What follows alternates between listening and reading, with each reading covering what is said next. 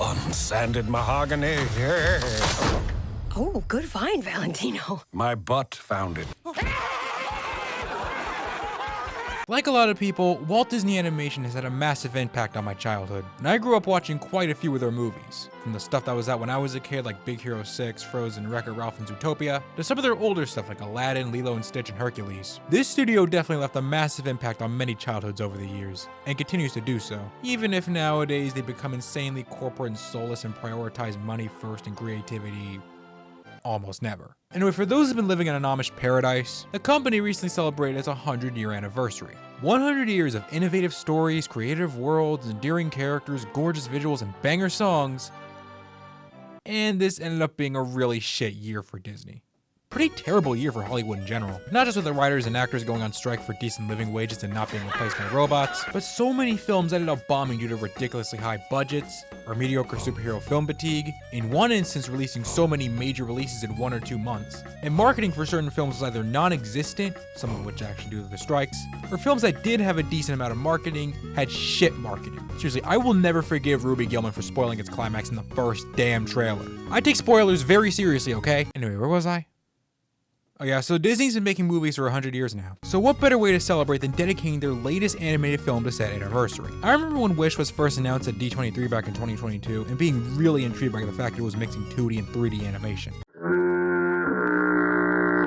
Then months later, the first trailer would drop, and I was pretty hooked. The song playing was really nice. I like how this goat sounded like Clayface from Harley Quinn. And oh my god, is that a tease of a traditional villain who stays evil for the entire film? Hell yeah! After that, I wanted to avoid any more trailers and clips and go into this movie as blind as possible.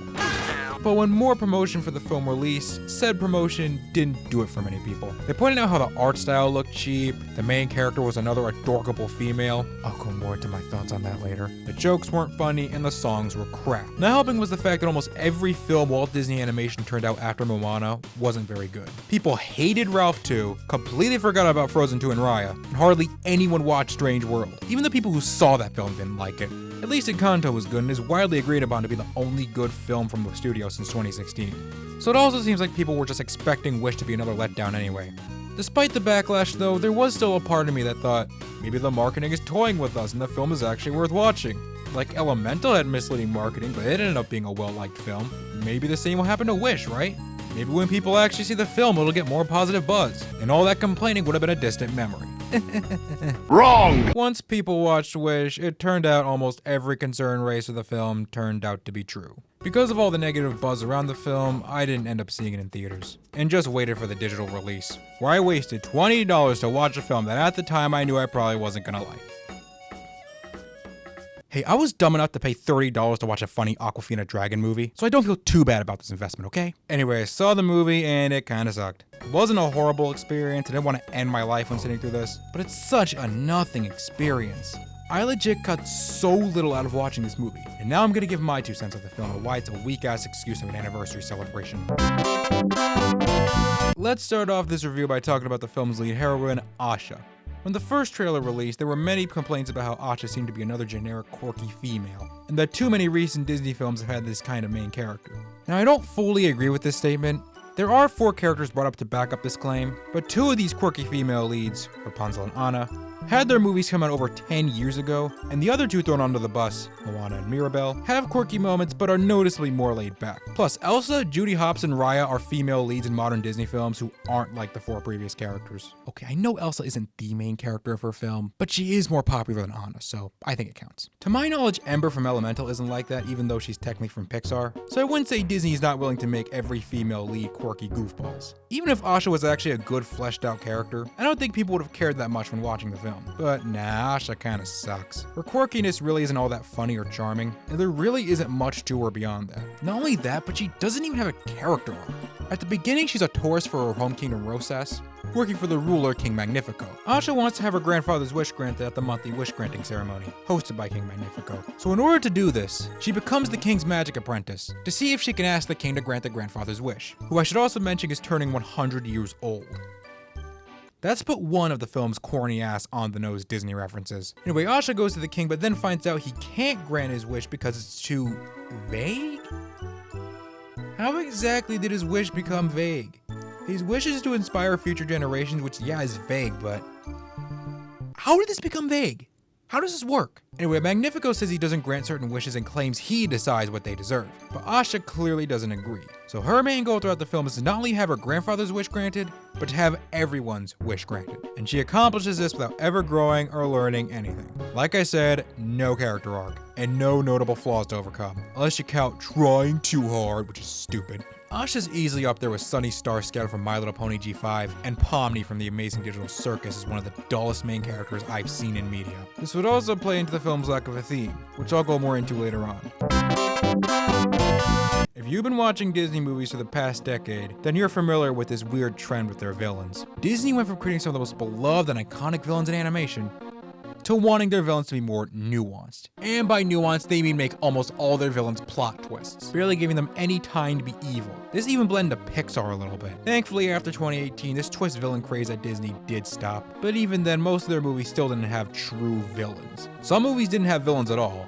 Some had minor antagonists, and 2 managed to have traditional bad guys. But one got an unjustified redemption, and the other is a whole different can of worms I don't feel like going over because I never watched Lightyear. Anyway, I, like many, was excited to see a Disney animated movie with a traditional villain again. But going into it, I was a little skeptical. I was concerned that Magnifico would have some shit last-minute redemption like what happened in Raya or something, but thankfully I was wrong, and Magnifico does get to be evil from beginning to end. It doesn't really matter though, he's not that great of a villain.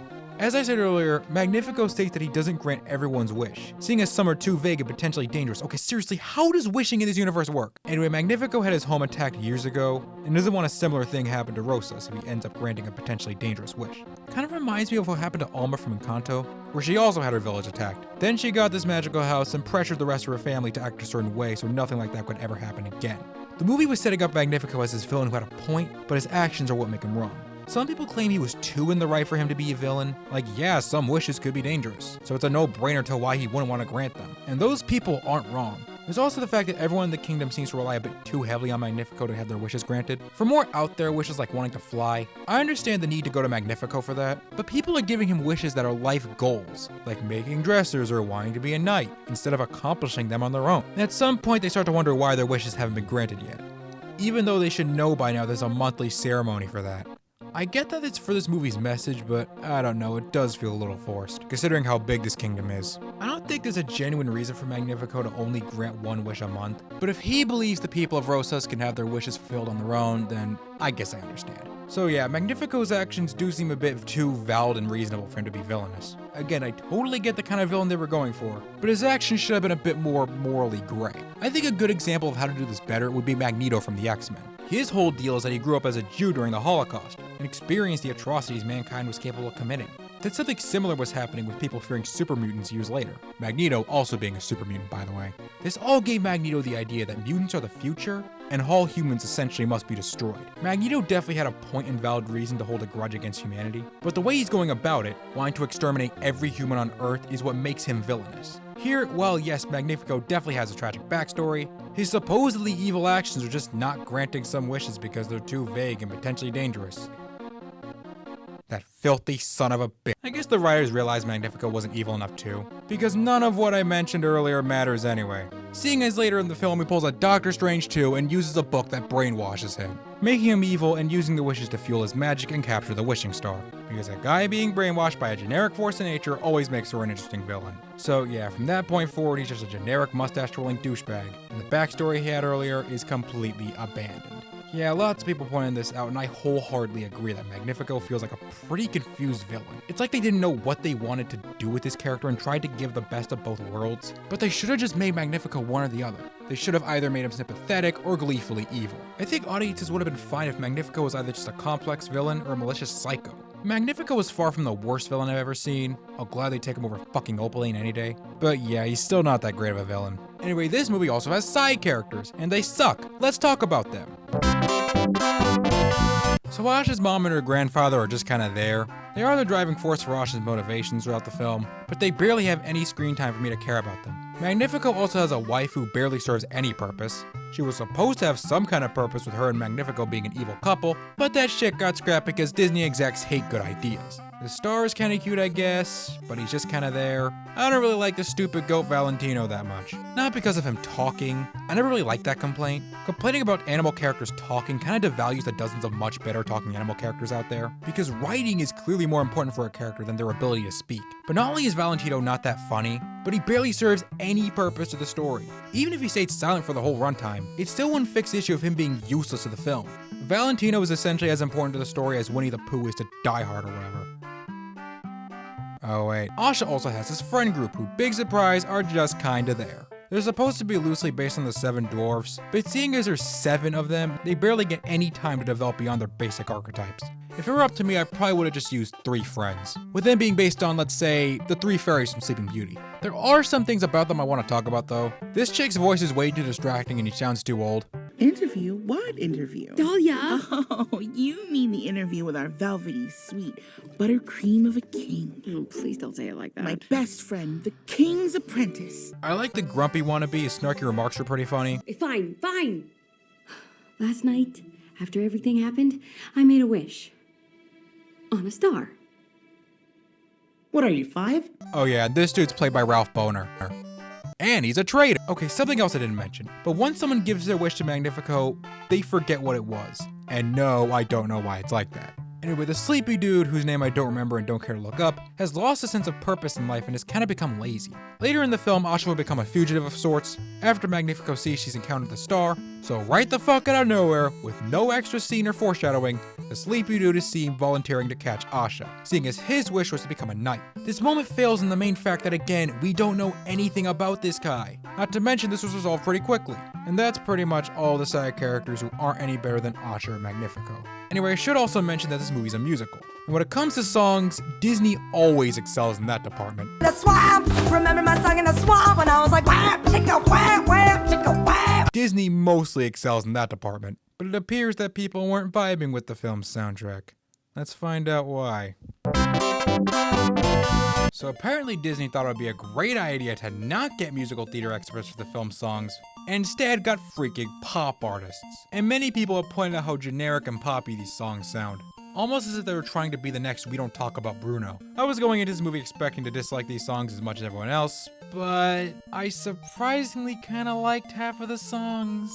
I never really got a generic pop vibe from most of these songs, and one of them kinda comes close to being a banger. But to be fair, I'm not that big of a song critic, so I'll try to talk about these songs to the best of my ability. Welcome to Roses serves its purpose fine enough as the introduction number. Some people said it feels like a bootleg version of the opening song to Encanto, Welcome to the Family Madrigal, but I never really got that vibe from the song. At All Costs is a weird one. I agree that it's more fitting for a love song. In actuality, Asha and Magnifico are singing it when seeing the wishes. And yeah, it doesn't really serve much of a purpose to the story. From what I hear, this was supposed to be a love song between Asha and the star, who as we may know was supposed to be a shapeshifter, who also may or may not have been inspired by the genie from Aladdin. And yeah, I'm also disappointed the Star Boy became this generic marketable Luma in the final movie. This Wish is a song I also kinda like, and it serves its purpose as an I Want song for Asha. This song is one that actually gives me some Lin-Manuel Miranda vibe, and it does sound a bit like Waiting on a Miracle from Encanto. But unlike the next 2 songs, at least this one still manages to be pretty good. I'm a Star sucks. Involves the star making a bunch of animals talking stuff, it serves no purpose to the story, and genuinely sounds like something the Fresh Beat Band would sing. Then we have this movie's most infamous song, This Is the Thanks I Get. Now, this title implies that this song will be a real juicy villain number, but it isn't. Not for the fact that it sounds lighthearted. I don't expect every villain song to be badass and dark, but I expect them to be good and reflect the situation. Like Gaston's song from Beauty and the Beast, for example. That song was lighter in tone for a villain song, but was mainly about Gaston boasting to himself and showing how popular he is in the village. This song is about Magnifico bitching about how ungrateful he thinks everyone's being. But not only is the song itself kinda dull, but it doesn't really fit the situation. You think a song like this would be a little more sinister? Especially this bit where he's throwing around these mini citizens? Like, the music does not fit this moment at all. So yeah, this song and I'm a Star are easily the worst songs in the movie. I definitely feel that generic pop vibe from both of them. Thankfully, the next song is actually my favorite in the movie. I love how badass Knowing What I Know Now feels. Some of the lyrics are pretty good, and like I said, it comes close to being a genuine banger. Anyway, yeah, I didn't dislike the film's soundtrack as much as I thought I would, but it still isn't that great. Even the songs I liked I wouldn't say are anything special. I still think it was stupid of Disney to get pop artists for the soundtrack. Again, as if they wanted to force another Let It Go or Bruno. Not understanding that those songs got popular by coincidence and were made to be genuinely good songs and not something to blast on the radio. So yeah, bad characters, lackluster songs, Anything else I'm missing? This was a point brought up by Shea Frillis in his video on the film, but despite Walt Disney Animation's recent outings being less than stellar, they all still had a clear message. Ralph 2 was about not being an overclingy friend. Frozen 2 was about moving past the atrocities committed by our ancestors. Raya was about trusting others and not being a loner. And Kanto and Strange World both had themes of generational trauma. Regardless of how these themes were handled, they were still present throughout each of the 5 films mentioned. Wish does have some kind of message, that message being about how wishes and dreams give your life meaning, and you shouldn't rely on other things to accomplish them, but it's hardly delved into throughout the film. Aside from the fact when someone gives their wish to Magnifico, they forget about said wish, and we do see it affect a main character, but it's never delved into beyond that. There's also the fact that, as I mentioned earlier, Asha is such a blank slate and barely develops or changes throughout the film. I think now is also a good time to mention this deleted song sung by the grandfather, which pretty much embodies this movie's non-present themes. Not only is it a really nice, heartwarming song, but this could have also been a moment where Asha realizes that these wishes that were taken from the people by Magnifico mean so much more. I know I did somewhat complain about the townspeople seeming too lazy to make their wishes come true themselves, but maybe I could have overlooked that if the film's message was more fleshed out and better executed. But alas, it's not, leaving us with a hollow, incomplete experience. And that's honestly the best way I could describe this movie. Incomplete. Wish definitely isn't the worst thing I've ever seen. Hell, it's not even the worst movie I watched last year. It does have some good things going for it, like I didn't really mind the art style as much as others. Never really found it all that cheap. And the visuals, especially the songs, can look really nice at times. There were some funny bits, mainly in the first half. I like the grouchy kid, and half the songs aren't that bad. But it's all bogged down by the boring cast of characters, confused villain, and an ultimately hollow story with a barely utilized message. With this film's message and all its cut content, this could have been so much more. If it wasn't for the higher-ups at Disney wanting to make the film in their safe, hollow corporate image. 100 years of supporting this company and its movies throughout thick and thin, and this is the thanks we get? Honestly, if you ask me, the short film, Once Upon a Studio, was Disney's true 100-year celebration. It's a very charming short that may be a little corny at times, but has beautifully mixed 2D and 3D animation, and the fact that it represents even the most obscure or most hated Disney films just feels magical. It makes it feel like no matter how forgotten or hated the film was, it's still a key part of this massive legacy Walt Disney started. This even applies to Wish, as mid as the film turned out. This is another point brought up by Shea Frillis, but this really does feel less like a family movie and more like a kid's movie. Something that could be put on the background for your 6-year-old or whatever. It's also worth noting that Disney may be in a rough spot right now, with their mediocre films and massive flops, but it shouldn't stay like this forever. This company was never perfect, and it's had like 3 other flop eras in the past. Those flop eras being the 70s, 80s, and 2000s. So it's safe to expect them to at some point start making consistently good films again.